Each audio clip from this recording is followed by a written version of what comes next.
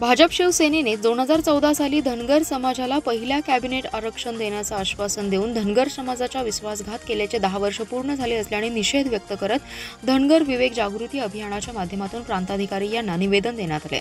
29 जुलै 2014 साली बारामती येथे धनगर समाजाचे आंदोलन चालू होते। त्या आंदोलनाला पाठिंबा देत तत्कालीन भाजप प्रदेशाध्यक्ष देवेंद्र फडणवीस यांनी धनगर समाजाला विश्वास दिला, आम्हाला सत्ता द्या, पहिल्या कॅबिनेटमध्ये धनगर आरक्षण प्रश्न निकाली काढतो।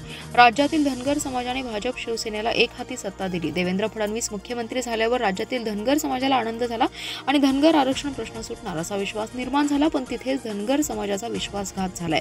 ही धनगर समाजाची भावना झाली आहे। 10 वर्ष दिशाभूल करून वेळ काढूपणा करण्यात राज्य सरकार नियोजन करत असतं। धनगर समाजाची एसटी आरक्षणाची असताना देवेंद्र फडणवीस सरकारने एसटीची अभ्यास समिती नेमून वेळ काढूपणा केला। त्यानंतर लोकसभा निवडणूक तोंडावर असताना 1000 कोटींची घोषणा केली, पण प्रत्यक्षात आजही त्याची तरतूद केली नाही।